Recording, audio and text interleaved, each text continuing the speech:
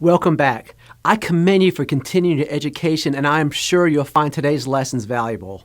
Let's dive right in, and you'll get started on writing your own personal mission statement. Let's start by providing you a sample mission statement to review. I want to let you know in the sample one it's missing a key element. I want you to read it though. Now, on your mission statement, I want it to include several things. I want it to include the target audience you want to focus on right now.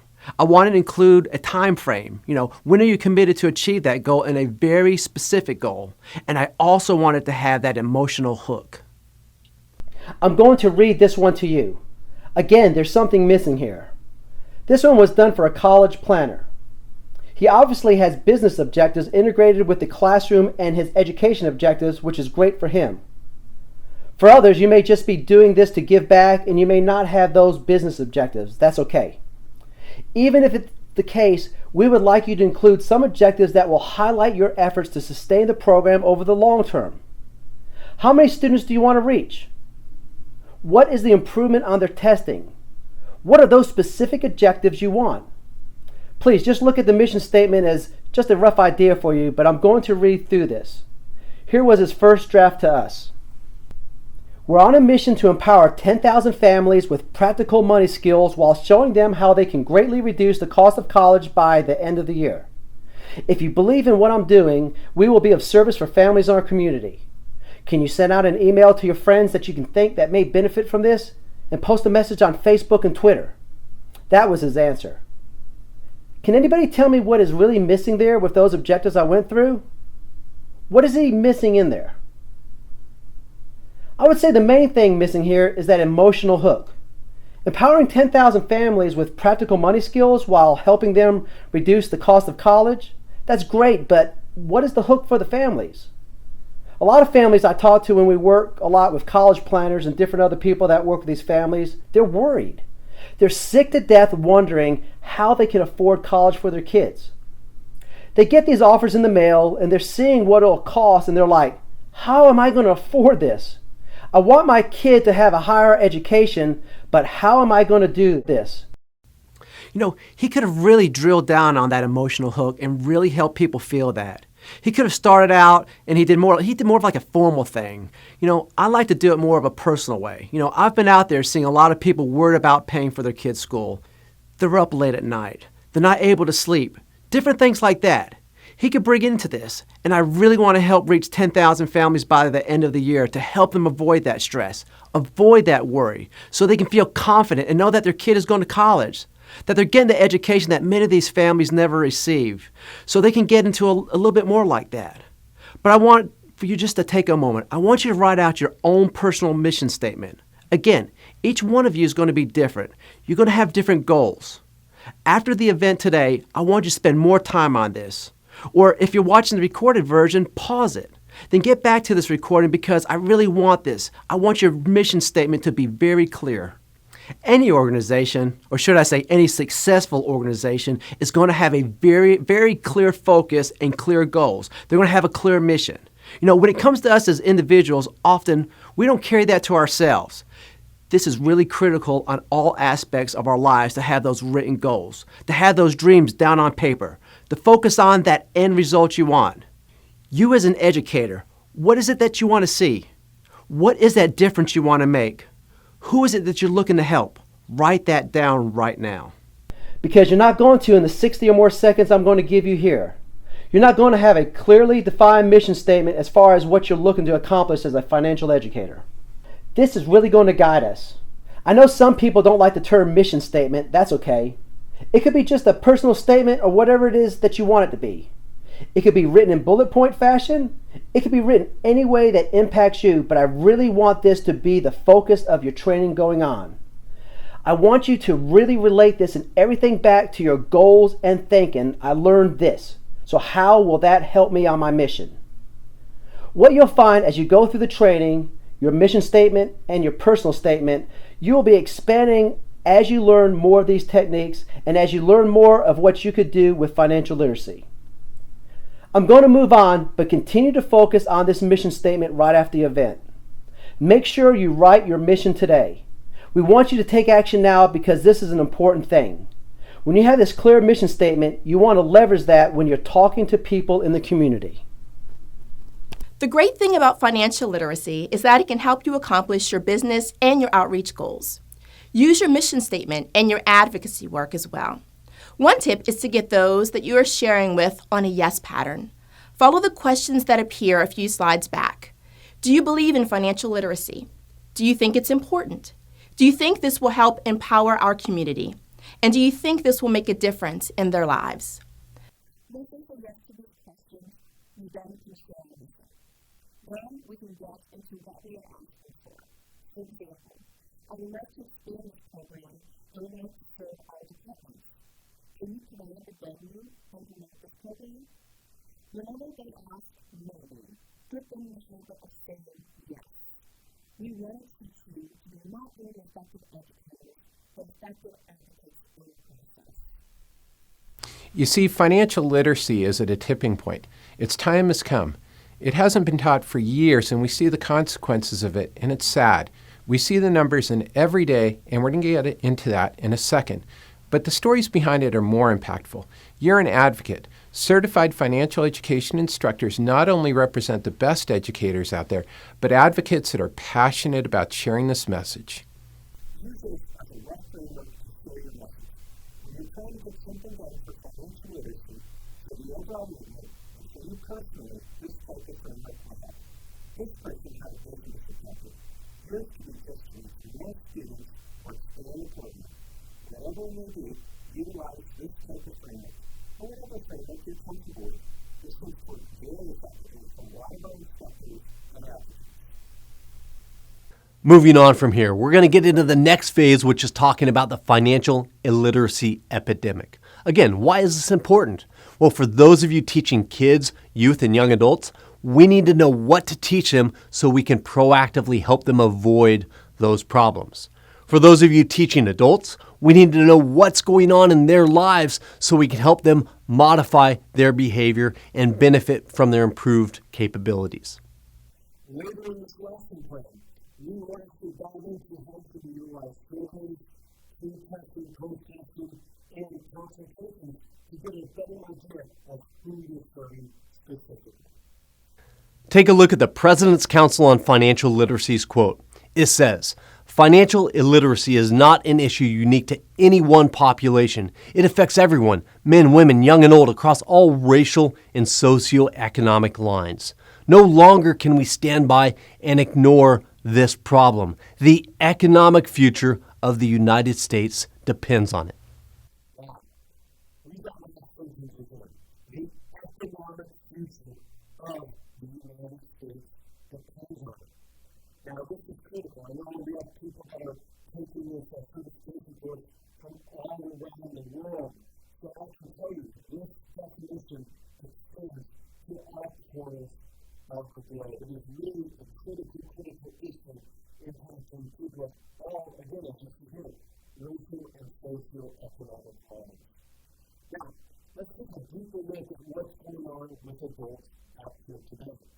We're taking a look at a birth rate study that says we have 76% of people living paycheck to paycheck. Another Wall Street Journal study shows pretty similar. About 70% of Americans living paycheck to paycheck. Now, no matter what figure you use, that is a major problem. I don't know about you listening, but I know for myself, I lived paycheck to paycheck for a while in my life. And I'll tell you, it's scary, it's worrisome. I woke up at night worried about how I was going to pay the bills. And I know many of you listening right now can recognize and relate to that fear you have. And I talk to people all the time that are even scared to make credit card statements because they don't understand how much trouble they're in. Let's continue. We have more than 45 households in 2009 that were in default. That number has dropped nicely to 196 homes. However, still, a lot of people losing their home and even a lot more worried about how they're going to pay their mortgage each and every day. We have 40% of people out there that will never do a net year in excess of $10,000. That's really scary, especially when considering we're Social Security and Medicare are heavy. We have people going through bankruptcies. We have over 50% of retirees overestimating their life expectancy. Now, this is a real big issue. We hear all the time from our financial advisors. People come in all the time and think that's how enough to retire and they retire. And a few years into the retirement, they're counting on these big returns to carry them through, and they have these shortcuts because to go back to work or take some drastic measures. And this right here is an issue that's impacting a lot of people. A lot of people hear about retirement shortfalls, but they're too scared to see how it relates to their life history. What does that mean here? When we talk about life expectancy or retirement shortages, people often don't realize how it impacts them personally. Remember, there's a personal story behind all the numbers we shared with you. Now, I've talked to a lot of people who retired and had to go back to work. One I ran into here recently when I was buying a shirt and tie.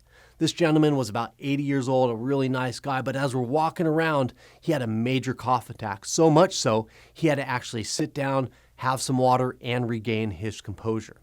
Now, I didn't want this guy driving home, so I offered to give him a ride. I said, "Hey, I'm happy to give you a ride home."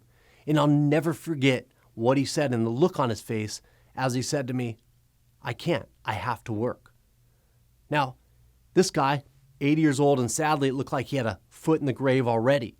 But he had to work, probably a minimum wage job, maybe earning a little commission, and his reality is he's going to be working until the day he dies, or until they replace him with somebody that's more productive. So again, we talk about these numbers, but there are personal stories behind these numbers, and that's what you're helping us solve. Helping people avoid these problems proactively before their fates will get them into these undesired circumstances. Right here, 11% of workers under 35 participate in their 401k plans. That's a key time. They need to be throwing money in there to take advantage of compounding interest. Now, I'm not advocating any investment there, but what I'm saying is that they need to be saving, investing, and growing their money at that time. We always say to parents and grandparents, quit buying your kids gifts. Put some money in a savings plan for them. If you want, be generous and split that gift up, 50% in savings and 50% on a cheaper toy or something. Quit buying them junk that they won't use when you can help them secure their future.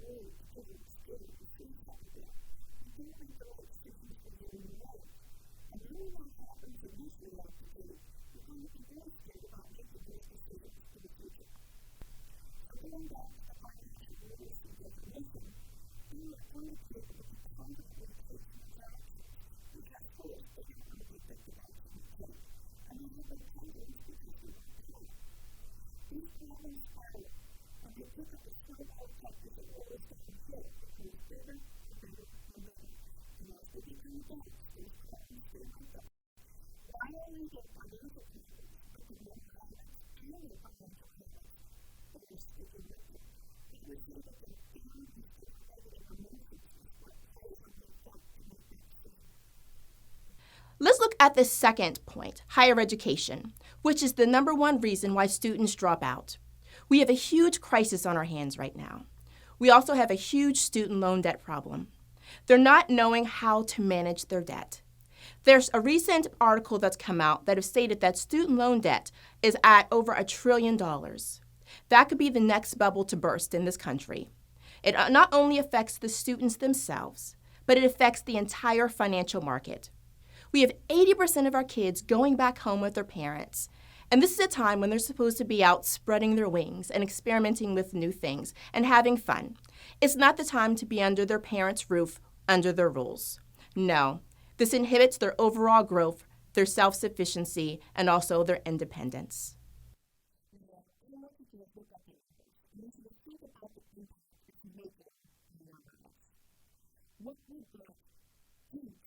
2016, I have a little team of my idea.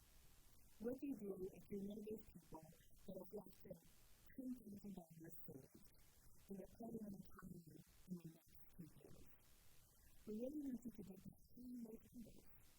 How does it impact people on a daily basis? How does it impact people in psychology? That's a good job if you could say one problem. Many people think personal finance is a big, complicated mystery. But in reality, the basics of being financially literate aren't rocket science. In fact, I think it's easier than many of the math and chemistry classes I had to take in high school. This chart will help to break the subject matter down into its major components and show the interconnectivity of each area. Let's look at debt. Let's say you have credit card debt that's been accruing over the years. When you reach a certain amount of debt to credit limit ratio, it's going to start to impact your credit rating. Let's say your credit rating drops a little bit. What happens? Oftentimes, credit card companies will actually raise the interest rate on your credit card. At that point, you may be feeling the heat a little bit. Maybe you missed a payment. Something happens. Those interest rates creep up. Then your payments are higher. Your debt loads are accruing at a faster rate. Your credit's going down at a faster rate. Maybe you're starting to pull money from your assets, if you have any saved.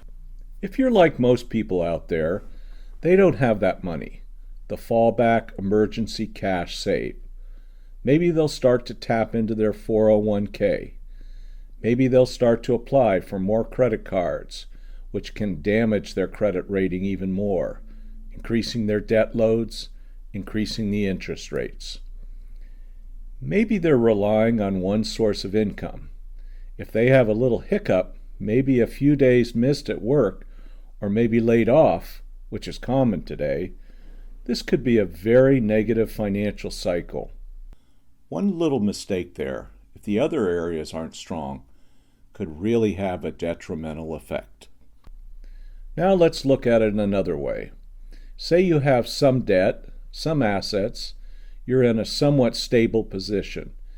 If something sizable happens, maybe a couple of things in a row, car breaks down, or you lose a job for a few months, that could start to increase the debt, pull money from assets, impact your credit.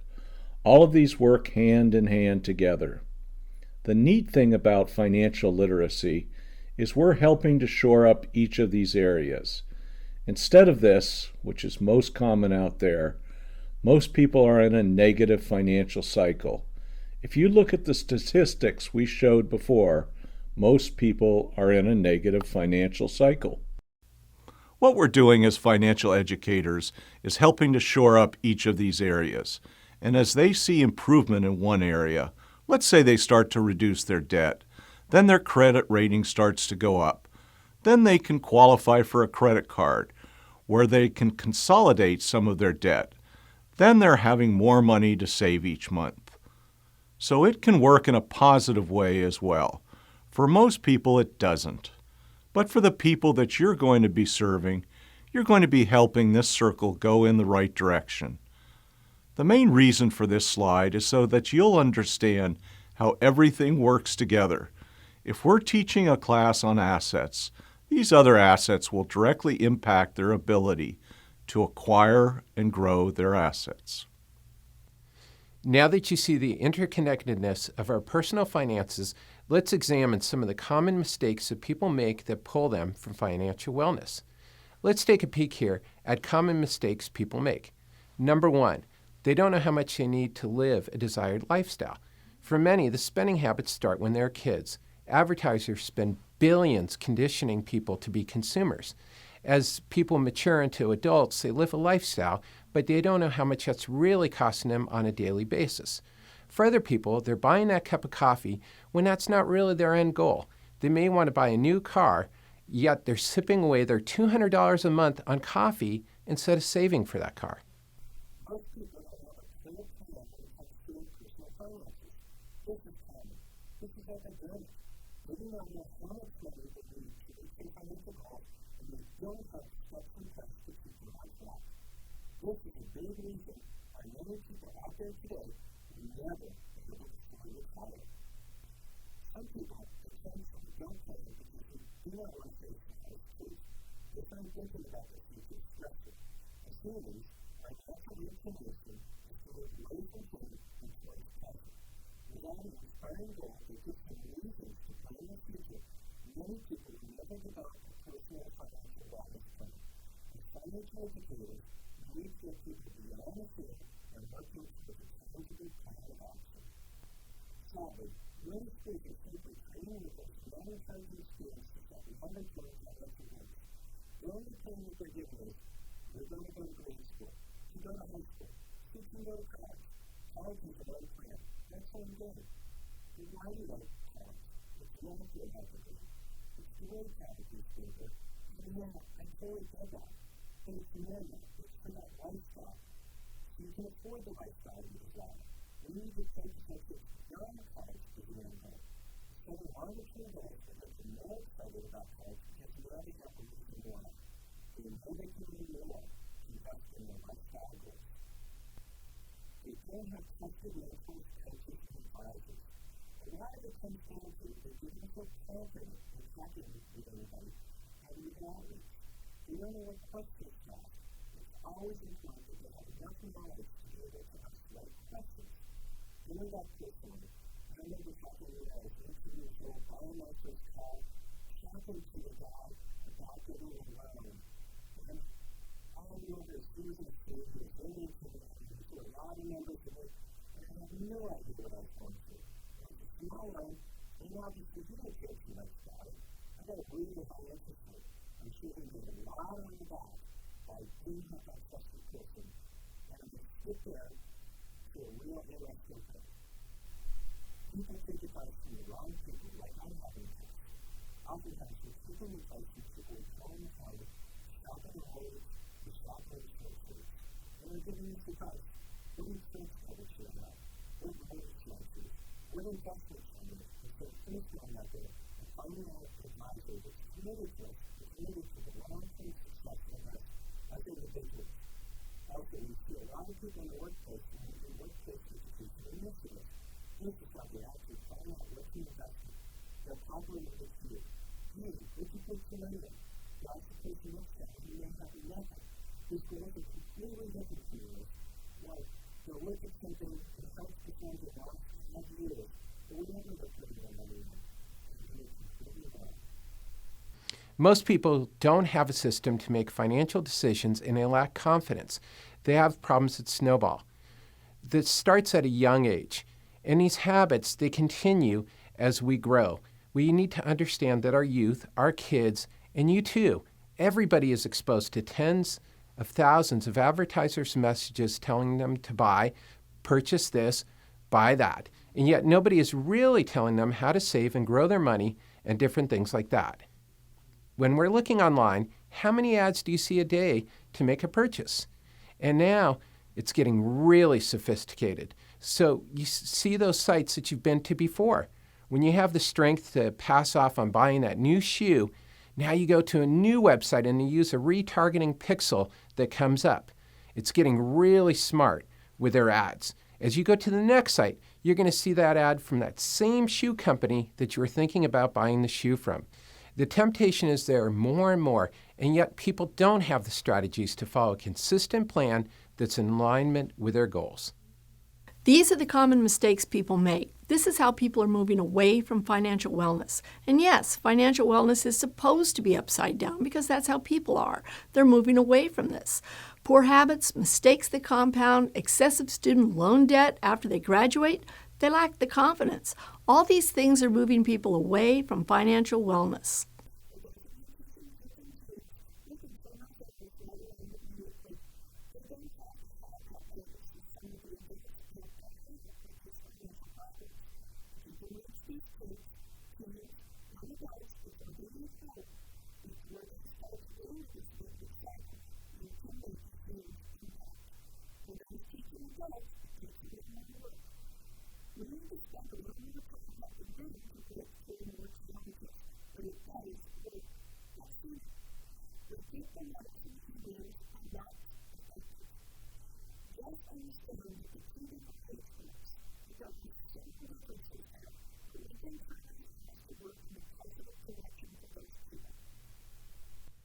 It is also very important that we're honest with our clients. And when we're working with adults or kids, that they know they have the knowledge so they can actually plan for the real future. People think that Medicare and Social Security benefits are going to be around forever. The reality is that those benefits will likely continue to decline. We are in over $100 trillion in debt when you consider entitlements that we're behind in funding. How are they going to make up for that? To date, I have not heard any political candidate, any politician, any business leader come up with a solution how we're going to solve this country's debt problem.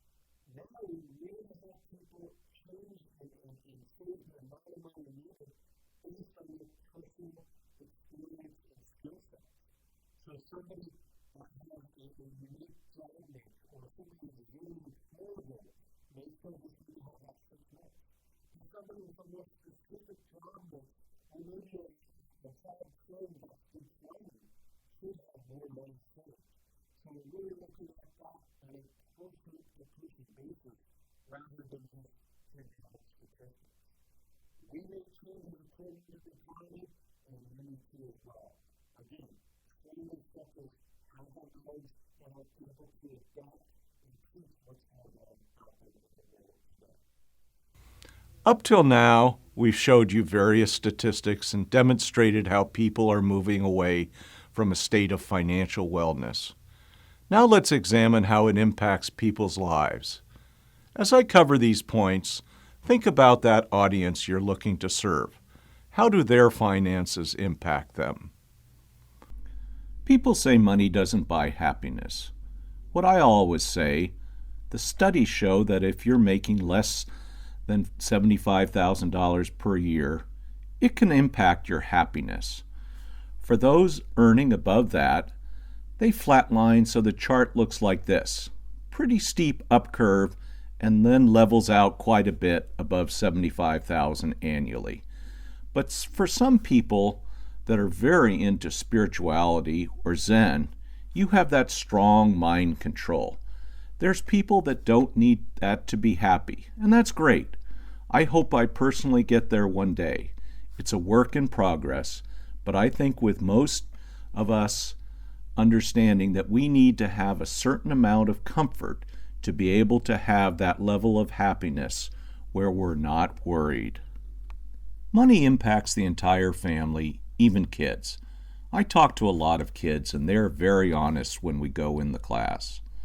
They'll say, "My mom and dad fought about money," or "I can't afford that." They're very honest, and you learn a lot about their family's financial situation when you host events for kids. Productivity. Big thing, especially in the workplace.